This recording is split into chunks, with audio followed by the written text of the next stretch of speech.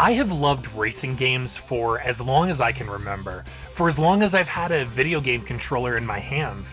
Even in real life, I'm a runner and a cyclist and am just addicted to movement. It's hard to explain why, maybe there is no good reason why, it's just part of who I am and how my brain works. Mario Kart 64 was one of the first games I owned as a kid, and naturally, I loved it.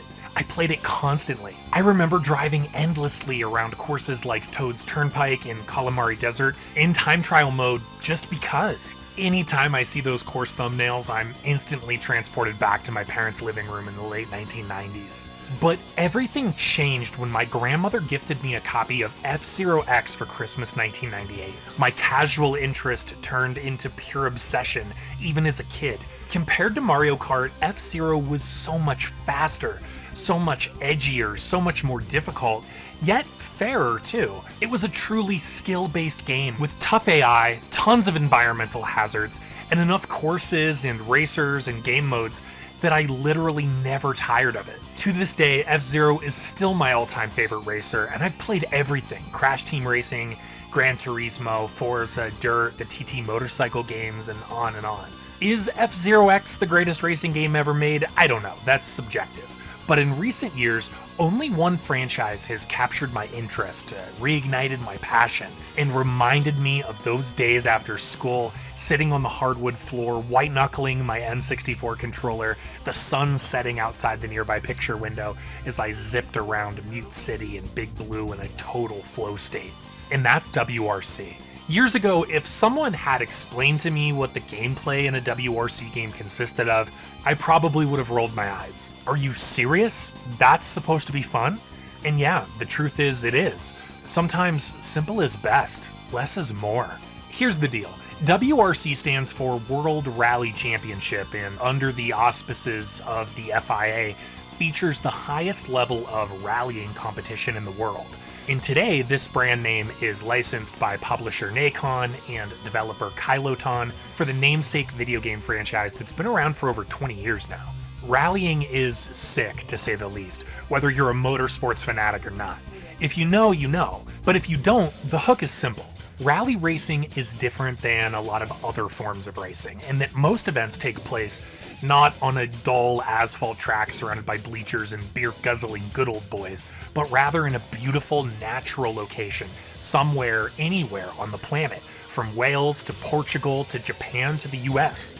And instead of having all the competitors smashed together dangerously racing at the same time, rallying is most often presented in a time trial format, with each of the drivers taking their turn carving through the same closed course, often a winding, bumpy dirt or gravel road, and the driver with the fastest time wins. And to this end, rally cars are unique. They're smaller than an F1 vehicle, for example, and include powerful braking systems, tough tires, and strong yet aerodynamic pieces and parts that hold up through jumps, hairpin turns, and almost any weather conditions you can imagine. And you quickly notice that rally cars emit this bumblebee-like sound that's honestly one of my favorite things about the sport.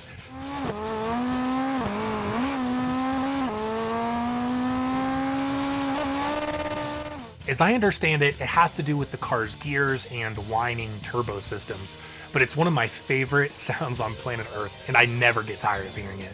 And this is the essence of playing a WRC game too. You, the player, driving one of these cool little bumblebees totally alone on a closed course in some exotic location. And you're trying to beat the AI times. But it's not as easy as it sounds. WRC gameplay isn't as simple as holding down the gas trigger and occasionally tilting the analog stick. WRC offers the most technical racing gameplay I've ever experienced. Which brings me to the crux of this discussion, that WRC is the Soulsborne of racing games, at least in my opinion, as a longtime fan of From Software's action RPG games, Dark Souls and Bloodborne and so on. So why do I feel this way?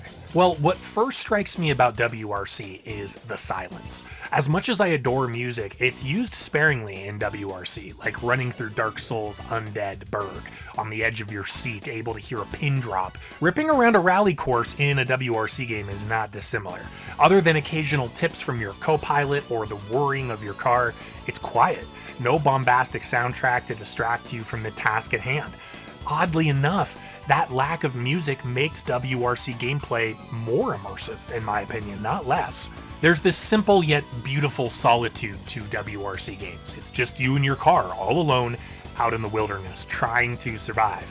It's pared down, which some people will like and some people won't. But I don't want a bunch of fluff and cutscenes and overcomplicated menus. That's not why I'm here. I'm here to drive a cool car in a cool location really fast. And that's exactly what WRC serves up.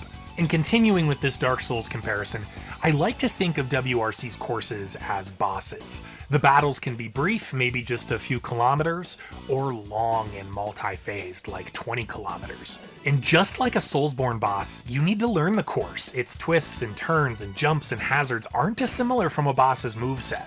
Maybe you have no trouble avoiding a few swings of its melee weapon, but the moment it casts an AoE spell, you're toast. You didn't see it coming. And that's exactly how WRC tracks are. Sure, you have some beta, a basic map, maybe a weather forecast so you know which tires to select, a co-pilot who can tip you off about an upcoming hairpin bend. But that being said, in the moment, that turn approaching, sheets of rain pummeling your car, it's on you to execute the right inputs at the right time and successfully corner that bend. It reminds me of that Mike Tyson quote, everybody has a plan until they get punched in the mouth. And it doesn't matter how prepared or skilled you are. Any single turn, if miscalculated, can ruin an individual race, and if you're playing in career mode, it could ruin your whole season, the morale of your crew, your relationship with your key sponsor. These are some of the engrossing RPG elements of WRC's career mode, where the stakes are highest. And that's precisely why I love these games. As the player, you actually have something to lose. There are real consequences for success and failure. Maybe you win, and with the prize money can hire a better engineer or agent for your team. Maybe you catch the attention of a high-profile sponsor who invites you to join their team and race one of their cars. But on the other hand, if you get greedy, just like with a Soulsborne boss, if you're riding high thinking you have a rally in the bag, that you're so far ahead of the competition's times, what could possibly go wrong, that's when it happens. You crash, you damage your car, you surrender your lead, you compromise everything you were riding on. A lot of third-person RPGs and action games have attempted to emulate From Software's successful formula and failed because they can't nail those little nitty-gritty details. How good deflections feel in Sekiro, how satisfying it is to sneak in an extra attack as you're transforming your weapon in Bloodborne, how snappy and responsive evasive rolls are in Elden Ring. Things like that. And I feel very similarly about racing games. There's a time and place for all kinds of racers, but WRC is a true rallying simulator. This isn't Grand Theft Auto driving, no, but it also isn't Gran Turismo driving either. Serious attention has to be paid to the way the gas pedal feels, to the way braking and handbraking feel, to the way your tires behave on wet asphalt, and in my opinion, WRC nails this granular stuff. When I say the gameplay is technical, I mean you have to hit the gas sparingly and strategically. You can't just ramp up to your maximum speed and then expect to navigate even slight bends in the road. The cars behave very realistically. Usually the trick is to tap the gas, not to punch it, not to ignore it, but to pepper it in as you're snaking down a road. That way, you maintain enough speed, but not too much speed. You remain competitive and in control of your vehicle. The rhythmic interplay between the brake and gas triggers even makes me think of Sekiro, of its rhythmic, sword-based combat system. After a while, you get into such a groove with WRC, the nuances of successfully steering your car up or down a road, of braking, accelerating, coasting. It all becomes second nature to the player. But don't get me wrong, WRC requires your full concentration.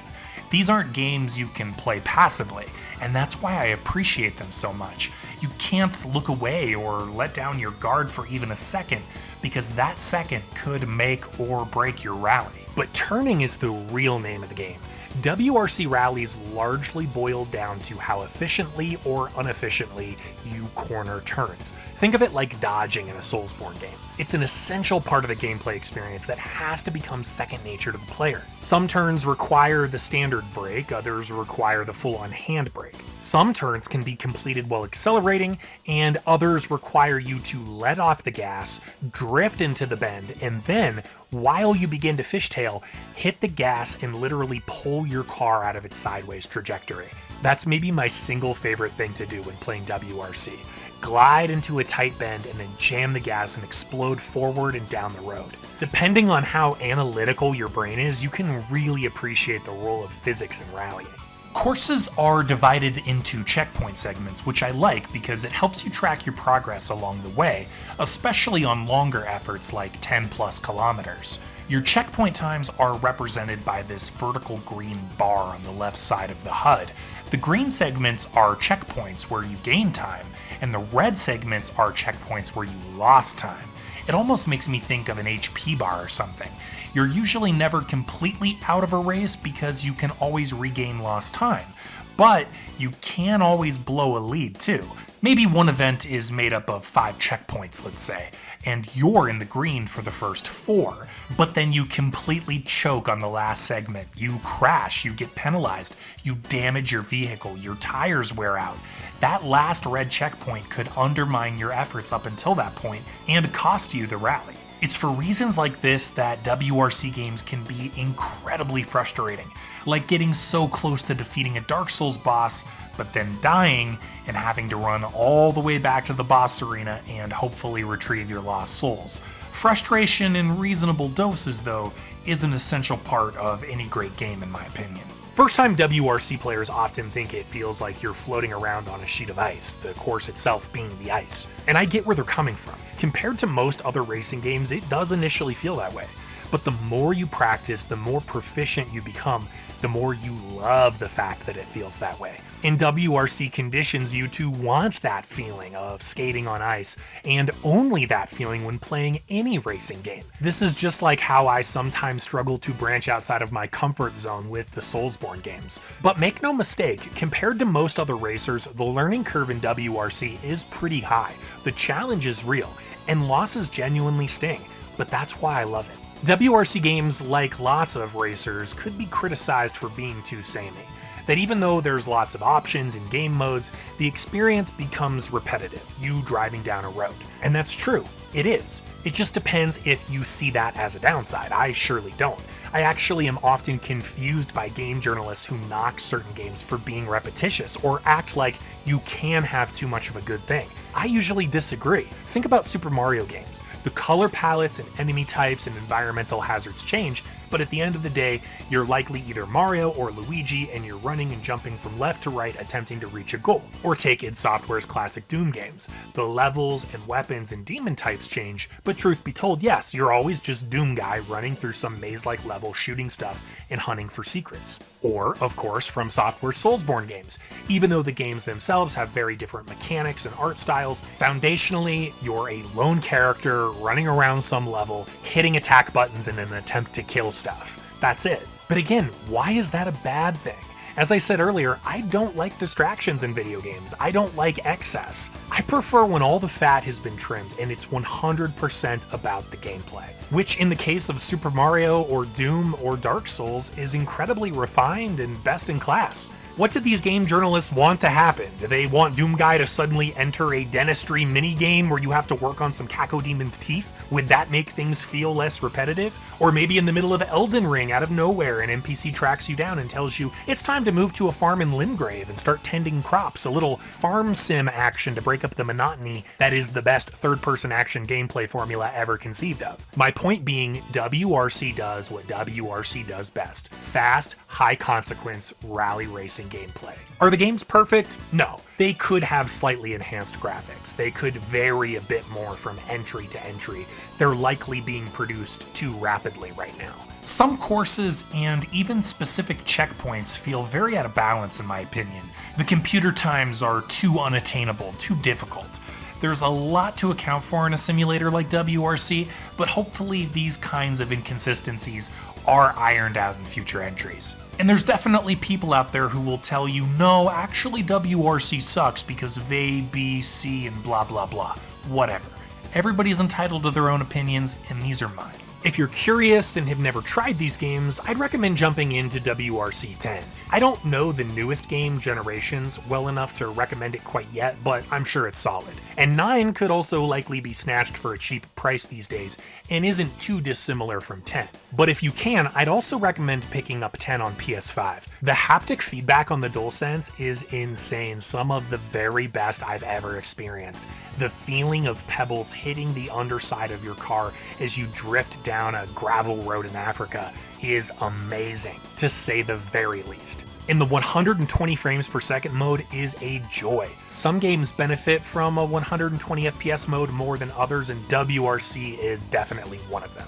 But now, I want to hear from you. Have you played any of the WRC games? Do you have other games that really scratch your racing itch? Or are you a fellow From Software fan who also sees Souls-like patterns in your other favorite games? Let me know down in the comments. And to be very, very clear, I'm not arguing that the WRC games are as great as the Soulsborne games or something, or that they're even true Souls-likes. Of course they're not. They're rally racing games. I just can't help but notice that most of my go-to games these days share specific qualities like fast, high-consequence, skill-based gameplay. And I've wanted to gush about WRC for a while now, and thought in terms of a discussion, this was a fun, relatable way to get in the door. And remember that you can unlock additional content from me every month over at patreon.com/terapop, like bonus podcast episodes and my monthly newsletter. And you're also welcome to hang out anytime over at my Discord server, Terapop's Treehouse. I'm obviously biased, but I think it's one of the coolest, chillest, most welcoming gaming servers you'll find anywhere on the internet. So come over and say hi. Links to my Patreon and Discord and other social media accounts, those are all down in the description. But that's all for now. Thanks for watching. Have a great holiday season, and I'll catch you next time.